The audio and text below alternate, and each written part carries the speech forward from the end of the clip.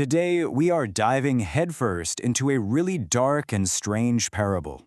It's a story all about a profound and, frankly, terrifying kind of change, taken from a text called the Liturgy of the Seven Sloughed Souls. So, let's get into it. Right from the jump, the liturgy hits you with this incredibly potent sentence. It doesn't ease you in at all. It immediately lays out what's happening: a violent shattering of goodness, the reveal of something described as magnificent, and a return to this primal state called atavism. So to really get what was revealed, we have to first understand what was shattered. Who were these seven before this all went down? The source calls them narrow souls, which is interesting. But before this transformation, they were saints. They were the moral backbone of their community, the guardians of all things good and holy in the marketplace. These were figures of pure light and order. Okay, this is where you see the terrifying scale of what happened. This is not just a fall from grace, it's a complete, twisted inversion of it.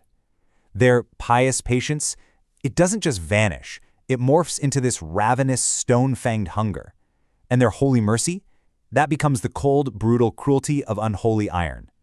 Their absolute best qualities were twisted and weaponized into their most monstrous features. And the source uses this very specific, very deliberate word for this change: atavism. It's telling us this isn't a corruption or a decay. It's a reversion, a going back to something far more ancient and primal. In the worldview of this parable, their transformation isn't a fall, it's a magnificent return. But, a total metamorphosis like this, it doesn't just happen by chance. So what was the catalyst? What could possibly trigger such a surgical and, unrepentant evolution? Well, the catalyst is called the rune of righteous sin. And just listen to that paradox, right? A symbol of sin that brings about redemption. It's described as an unholy mark that doesn't damn the saints. Instead, it transforms them, morphing them into these demonic gargoyles that now sit and mock the very holiness they once swore to protect. This whole process is called the third sloughing, and it's laid out like a deliberate three-step ritual. First, you shatter the shell of virtue. Next, a transformative venom is injected. And that leads to the final step: an evolution that is completely unrepentant and surgical. There's zero regret here, only cold, hard purpose. So who's guiding this whole thing? The text introduces this really mysterious figure, the tarantula preacher. He's called the conductor of this dissonant and intricate liturgy, the architect who personally administered the venom and orchestrated their entire horrific rebirth. Okay, so the transformation is complete. The seven are reborn, and with that rebirth comes a new voice. A voice that doesn't just speak, but one that actively begins to reshape the world around them.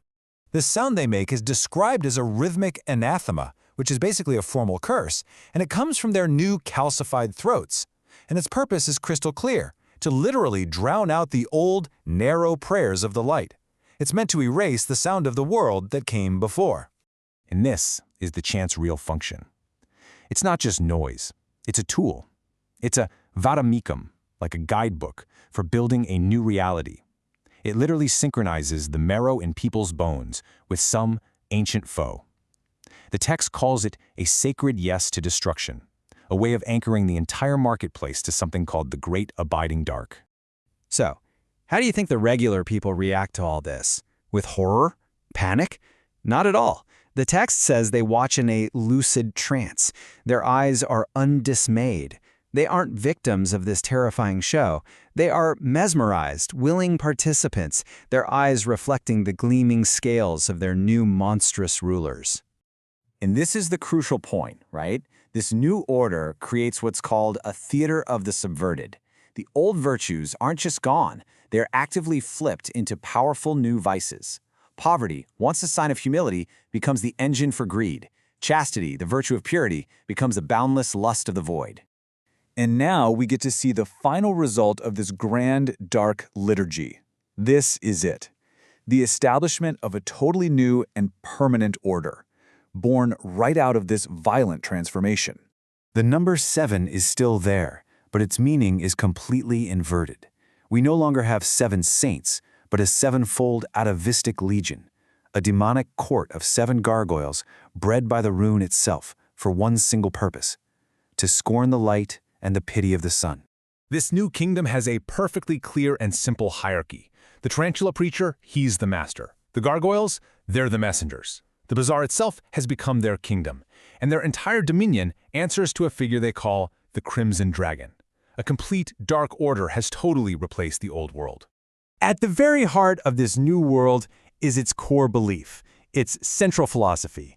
And the source states it bluntly. In this kingdom, vice is not a weakness, it is the only path toward a spirit that is truly free and, as the text puts it, individually evil. And that's how the parable ends. The change is total. It's irreversible. The life they had before, the prologue of the saint, hasn't just been forgotten. It's been irrevocably eclipsed. The new reality of the gargoyle is the only reality there is. The Liturgy of the Seven Sloughed Souls is, well, it's a lot. It's a dark and challenging story.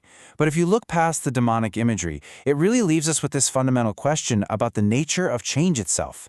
Whether it's for good or for ill, how often does a new world, a new way of thinking, a new order, how often does it truly begin without the violent and complete destruction of whatever came before it? Something to think about.